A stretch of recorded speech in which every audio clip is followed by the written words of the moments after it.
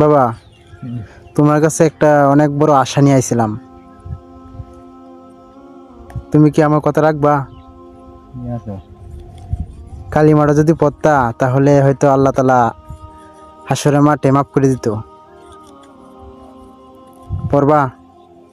আমার সাথে সাথে লা ইলাহা ইল্লাল্লাহু মুহাম্মাদুর রাসূলুল্লাহ পড়বা বাবা? হ্যাঁ, পড়লে তো কেউ দেখবে না, জানবে না। হ্যাঁ, একবার শুধু বলো। আমার নবীও না তার চাচার জন্য এরকম ভাবে আফসোস করছিল। কোনো দরকার নাই, বুঝছো? আলের দিন যাই আলে যাই, বুঝছো? মানুষের মুক্তি লইয়া এই কামটা করতে। না বাবা, আল্লাহ তাআলা আমাকে বুঝ দিছে, এই জন্যই কিন্তু ইসলামের পথে আমি আসতে পারছি। আমার কথা যখন রাখলি না দুনিয়ায়, নাহলে আজকে তোদের দুঃখটা লয়। তাহলে কালিমা পড়বা না?